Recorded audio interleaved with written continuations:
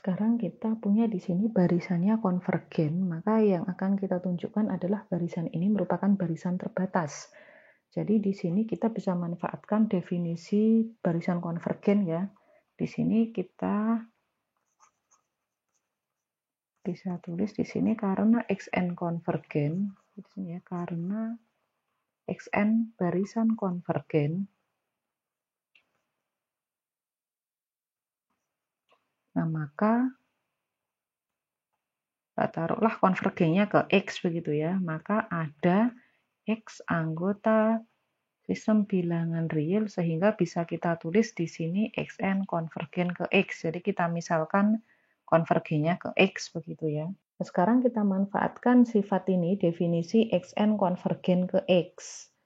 Berarti kan untuk setiap epsilon ada K, sehingga untuk setiap N yang lebih besar daripada atau sama dengan K itu berlaku Xn dikurangi X ya, harga mutlaknya itu nanti akan kurang dari epsilon ya, sesuai dengan definisi barisan konvergen. Nah, kita bisa menerapkannya, mengaplikasikannya. Sekarang bisa kita pilih epsilonnya 1 karena dia berlaku untuk setiap epsilon benar, maka jika kita pilih epsilonnya 1 pun itu juga akan benar ya. Sekarang untuk epsilon sama dengan 1 misalnya diperoleh, nah ada K anggota sistem bilangan asli, sehingga untuk setiap N anggota bilangan asli dengan syarat N-nya lebih besar atau sama dengan K, ini akan berlaku Xn dikurangi dengan X, ini nilainya akan kurang dari 1. Ini sesuai dengan definisi barisan konvergen ke X ini tadi. Nah, kita akan mencoba menggunakan ini, kita analisis untuk menunjukkan Xn-nya itu terbatas sekarang. Jadi Xn harus kurang dari sesuatu nanti ya. Nah, di sini kasus yang pertama ya, kita bisa bagi kasus sekarang. Nah, untuk setiap N anggota bilangan asli dengan N lebih besar sama dengan K di sini. Yang lebih besar dari K dulu karena kita akan menunjukkan ke semua bilangan asli. Terbatas kan dia harus berlaku untuk setiap bilangan asli. Harga mutlak Xn-nya nanti kurang dari suatu bilangan positif. Jadi di sini kita akan mengkaji dulu untuk N yang lebih besar atau sama dengan K. Nanti yang kurang dari K itu akan kita kaji di kasus kedua di sini.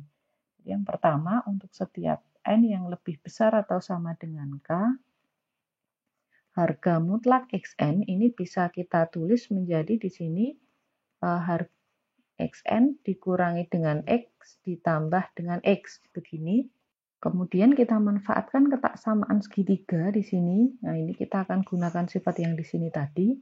Ini kurang dari sama dengan ini Xn dikurangi dengan X ditambah dengan harga mutlak X. Artinya ini menurut ini kurang dari 1, ini kurang dari 1 ditambah harga mutlak X. Artinya untuk setiap N yang lebih besar daripada K, terbukti bahwa Xn-nya itu sudah kurang dari 1 plus harga mutlak X. Jadi ada yang membatasi untuk setiap yang lebih besar atau sama dengan K. Nah, kemudian bagaimana untuk kasus yang kurang dari K? Jadi N itu kan dia bergerak dari ini ya, 1, 2, 3, 4, 5, 6, dan seterusnya. Kemudian misalnya di sini K ada di sini, maka di sini selanjutnya ada K plus 1, kemudian ada K plus 2, dan seterusnya sampai tak hingga ya N-nya ya.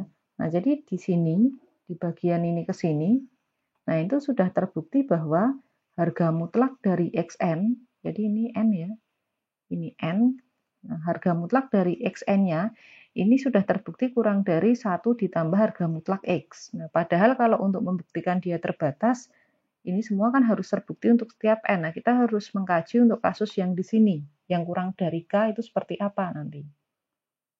Nah, di sini kasus kedua sekarang, kasus 2, untuk setiap N anggota bilangan asli, nah N-nya itu 1, 2, 3, sampai sebelumnya K, berarti di sini K-1 di sini. Ya, yang belum dikaji kan ini 1, 2, 3 sampai berakhir di sini. Sebelumnya K ini adalah K-1 di sini. Nah, kita lihat bahwa Xn pada saat sebelum dari N-nya itu sebelum K-1 ini akan berlaku Xn itu nilainya pasti akan kurang dari atau sama dengan maksimum dari di antara yang terbesar dari ini. Kalau tidak X1, nanti X2, kemudian X3, seterusnya sampai dengan XK-1. Jadi ini kan berhingga ya, dari 1, 2, 3, sampai berhenti di K-1 di sini. Nah, kita pilih yang paling besar di antara X1, X2, sampai XK-1. Mana yang paling besar? Nah, di antara itu kita pilih, nah kita namakan ini ya maksimum dari harga mutlak X1, harga mutlak X2 sampai dengan XK-1. Nah, sehingga setiap N yang terletak di antara 1 sampai XK-1 pasti Xn-nya pasti selalu kurang dari atau sama dengan maksimumnya. Karena maksimum ini yang paling besar. Nah, kemudian di sini kita pilih sekarang mana yang lebih besar antara yang ini atau yang di sini. Jadi antara 1 plus X atau maksimum dari harga mutlak X1 sampai XK-1. Nah, itu kita jadikan M. Sehingga nanti dia akan mengcover antara X yang ada, N yang ada di kasus 1, demikian pula yang ada di kasus 2. Jadi di sini kita pilih ya. Dipilih M itu adalah maksimum dari 1 ditambah harga mutlak X, atau yang lebih besar dari ini, X1, X2, X3, sampai dengan XK-1. Mana yang lebih besar di antara ini ya? Nah, otomatis nanti semua N pada anggota dari Xn, anggota dari barisan Xn tadi ya, sehingga untuk setiap N anggota bilangan asli, nah bisa kita simpulkan di sini, Xn-nya pasti kurang dari atau sama dengan M. Karena jika N-nya ini ternyata ada lebih besar atau sama dengan K, M-nya kan tetap kurang dari yang ini, 1 ditambah harga mutlak X. Jika N yang kita maksud di sini dia kurang dari K, jadi dari 1, 2, 3 sampai K-1, maka dia pasti kurang dari di antara ini. Sehingga di sini dia selalu kurang dari M. Nah, maka M ini menjadi batasnya di sini ya. Nah, jadi Xn barisan terbatas.